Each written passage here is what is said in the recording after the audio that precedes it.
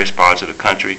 Tony, can you just basically tell us what the Safer Foundation does? What services do they offer to returning citizens? Now they call them returning citizens here in Illinois. I don't know about in other locations, but we're talking about ex-felons, people returning to their communities after incarceration. And Safer Foundation is one of the entities that help these returning citizens and ex-felons come back to society and try to be productive. So how long has Safer Foundation been in existence, Tony? Well, Kelsey, first of all, thanks for the opportunity to talk to you and talk to your people who visit your site. Safer Foundation was founded in 1972. It was founded by two retired priests who looked at if they could help people with criminal records or people returning from prison get jobs, we would have safer communities. Therefore, the name Safer Foundation was birthed. For the past 43 years, we've serviced approximately 500,000 people in the Chicago land area throughout the state of Illinois, and we have an office also in the state of Iowa. And what we provide is educational services, job training, job placement service. We also operate work release centers for the Illinois Department of Corrections. We're the first and only nonprofit that operates two work release centers for the Department of Corrections, where we provide substance abuse training, anger management training, job training, and we actually have people who are working at these facilities. We bring in City College of Chicago to provide technical training so that we can have people who are operating high-skilled machines. We have people who are operating forklifts. We have people who are welders who are actually still technically in prison. They go out in the community every day and they come back, go out on weekend passes. Through all of our services, what we do first of all is reduce recidivism.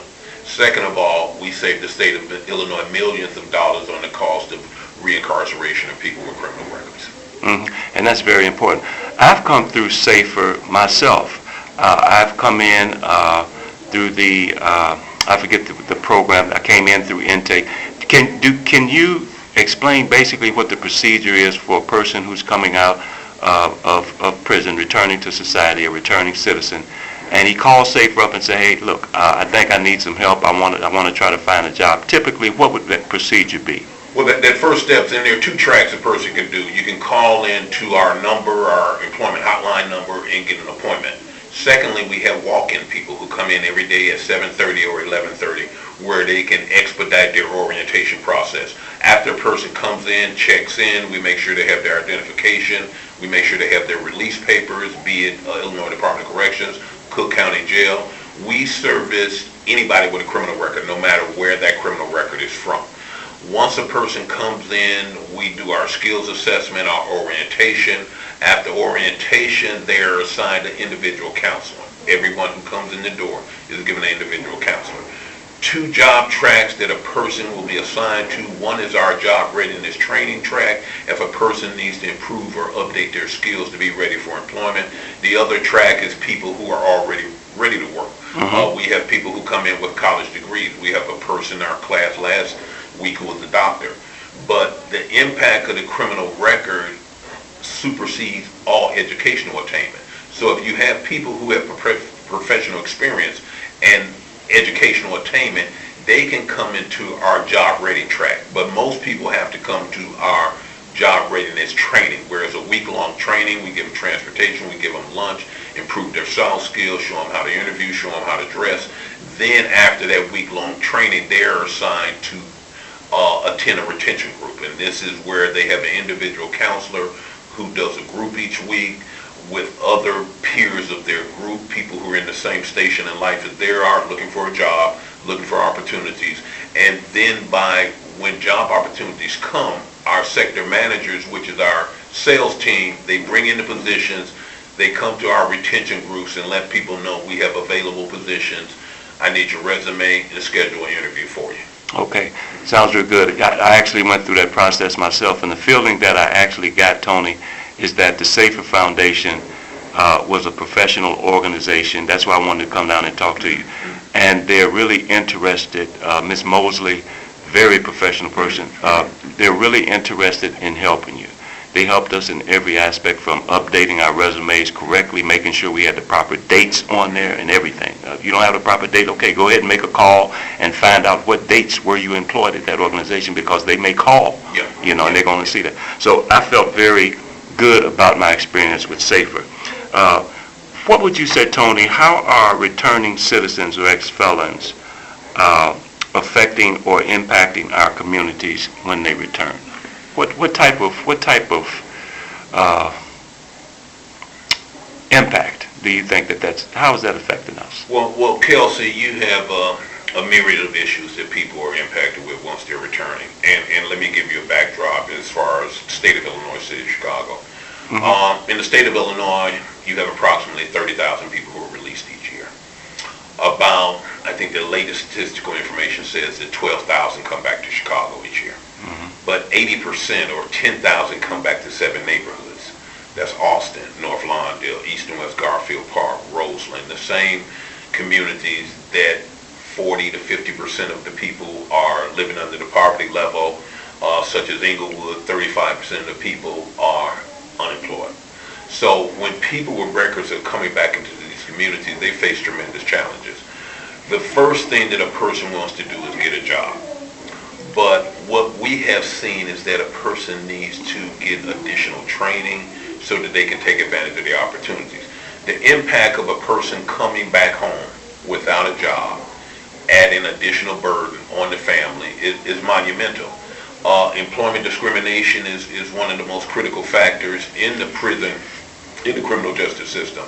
I think that's why a lot of times I take the name from Michelle Alexander's book, The New Jim Crow, where a system has been diabolically designed to disenfranchise people, in most cases for the rest of their lives.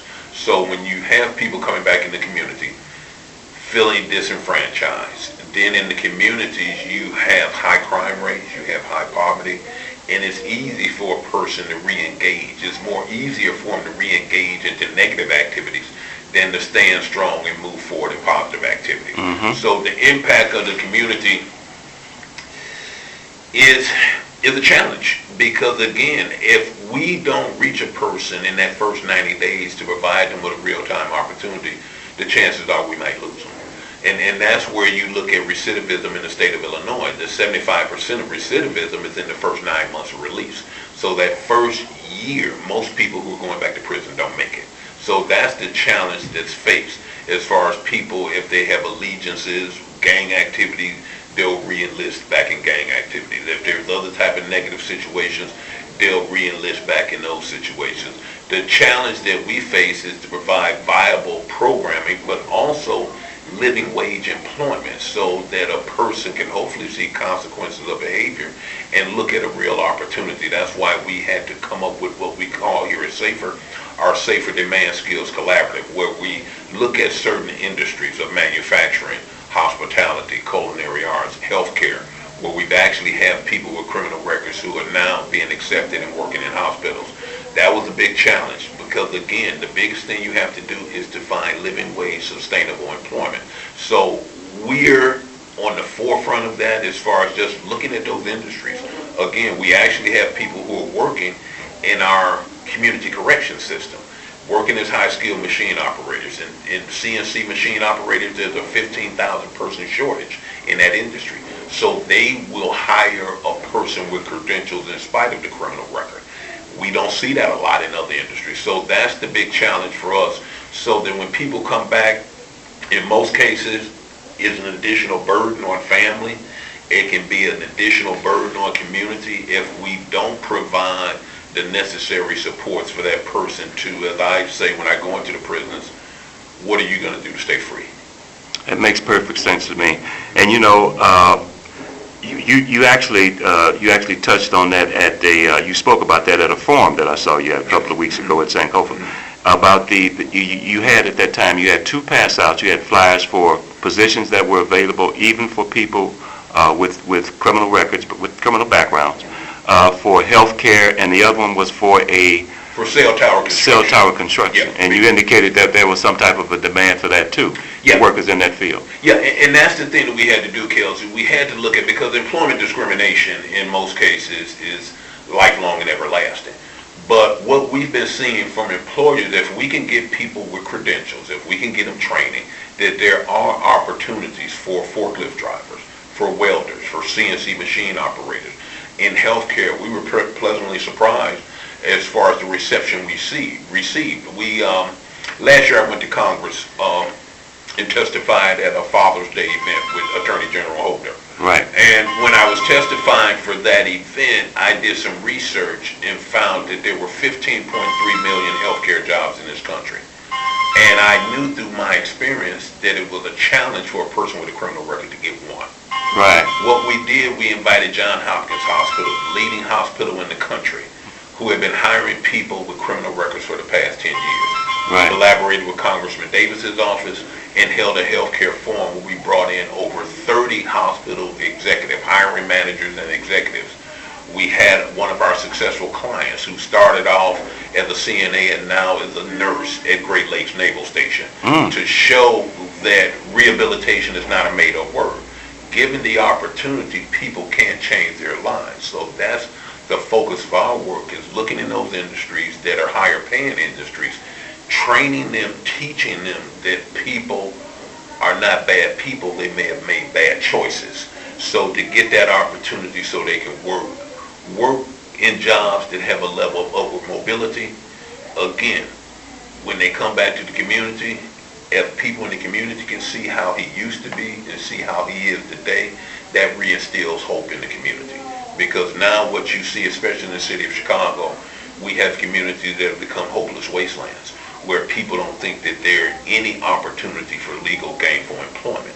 So that's the challenge that we face as far as opening up these doors with cell tower jobs, with healthcare jobs, with forklift, with machine operating jobs.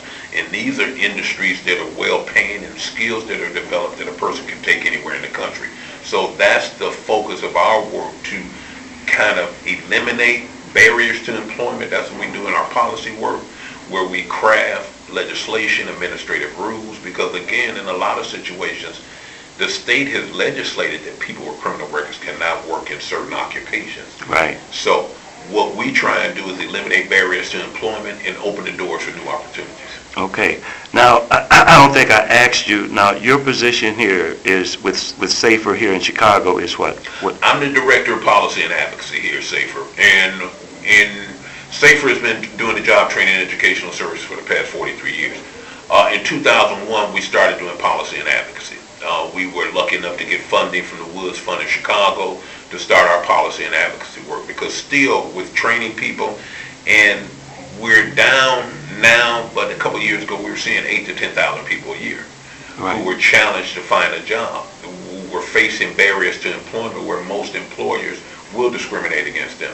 So as far as working and looking at opportunities, how can we eliminate barriers to employment, we provide the first testimony for ban-the-box legislation in the state of Illinois, as far as removing the question of criminal conviction from applications for employment. So if a person does not have to ask that question on the initial application, they can be seen as a human being.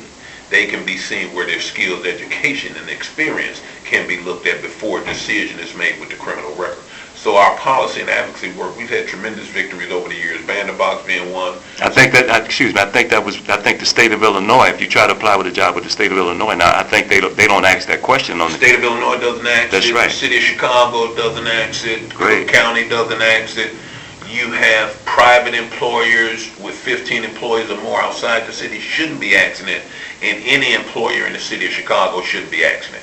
What I get people to do is report the organizations and the companies that are still asking it, so I can provide them with an educational opportunity, letting them know that the new law is in place, offering them training, and also if they're unresponsive, reporting those companies that still have the question to the Illinois Department of Labor or City of Chicago Department of Human Relations. Because again, policy opens up ideas and opportunities for people with records. The thing that we miss is that most people don't understand the importance of engaging in policy. Policy and advocacy, and we had to take our notes from the original policy and advocacy effort in this country, where the Civil Rights era, where Dr. Martin Luther King looked at discrimination, Jim Crow laws against black people. Today is the new Jim Crow, where discrimination laws and discrimination is against people with criminal records. In this state of Illinois, you have approximately 4 million people with a criminal record. You have about 70 million in this country. You look at any correctional system in the country, the occupants of that system are black and brown. I just looked at a report from the Black Star Project yesterday where Illinois colleges, only one college had more than 4% African American males in their enrollment, and that was Chicago State, out of all the colleges in Illinois. But every prison in the state of Illinois had 60% African American men in their population. Criminal justice system was built on the back of the black man. But until we understand the need for change and understand that policy and advocacy creates that change, the system will still move and grow as it's been growing. So that's the challenge that we face as far as policy and advocacy. Looking at real criminal justice reform on the front end, where an African American male is 8 times more likely to be arrested, to have police contact, see a judge, and to go to prison than whites for the same offenses, the same crime. So that's the challenge we face, and I think the president has stepped up lately as far as looking at the criminal justice system. A couple of weeks ago, they let out 6,000 people from the federal system regarding mandatory minimum bills. He's encouraged with HUD. I met with the CHA CEO yesterday regarding our housing pilot program to let people with criminal records move into public housing or get Section 8 vouchers. So a lot of the work we've been doing over the years is policy related. That opens up the opportunities. When the opportunities open up, we can get funding to develop programs that can provide opportunity and change lives for people with criminal records. Because again, when you look at the communities most impacted, the general public doesn't see rehabilitation. I have a criminal record. I've testified in the United States Congress, Illinois General Assembly, I'm on TV, constantly recognized as a national expert on collateral consequences. But when a person in Wilmette, Kenilworth, thinks about a person with a criminal record, they don't see me. They see the mugshot that's going to be on the news tonight. So with the imagery that we need to understand, that's why it's important when we brought in John Hopkins, we had Melody Young, who's a nurse now, to show the journey. They're given the opportunity. I can achieve my goals. But again, when you look at the backdrop of the new Jim Crow, it denies opportunities for people with records, no matter how long the record has been or how minor the record is. So that's the real work that we do with criminal justice reform at every level, at the point of contact, in the courts, at sentencing, in corrections, and reentry into the community. It's critically important that our people understand that if you don't participate, nothing will change. And I think you are a prime example of what can happen if given a chance. A person who might have made a bad choice earlier in their life, what can happen, what they can achieve. You are a prime example of that, Tony. And I thank you so much for the interview. Now, Safer Foundation has a website. It's Safer Foundation's website is www.saferfoundation.org. We have a full array list of our programs, opportunities, and we also have employment opportunities for people who would like to work for Safer Foundation. So website again is www.saferfoundation.org. And again, we're always available for any opportunities, any training, any collaboration in the community that's needed to increase the conversation regarding what's happening to our people because of mass incarceration, because of new Jim Crow, so we can open up doors and again in my hometown just stop this exponential explosion of violence that we've seen in the city of Chicago. And what you mean by that is that they can also, somebody can call you personally here at Safer if they would like to have you come and speak on the subject. I'm available, and I'll give my phone number, 312-431-8992. And that's Tony, Tony, Lowry, Lowery. Give me a call if you have any questions or anything regarding criminal records, expungement, sealing, or anything. Just give me a call. I'm always available to talk to people to try and get them on a straight path to restore their rights, but also for the families that are impacted because of the criminal justice system also. Okay, Tony, I'm going to go ahead and close this interview now. We want to thank you so much for taking some precious time out of your day to share this information. It's important, critical information with the public. So thank you. and God bless Safer Foundation. Okay, thanks a lot, Kelson. All right, God you're bless you also. All right, bye-bye.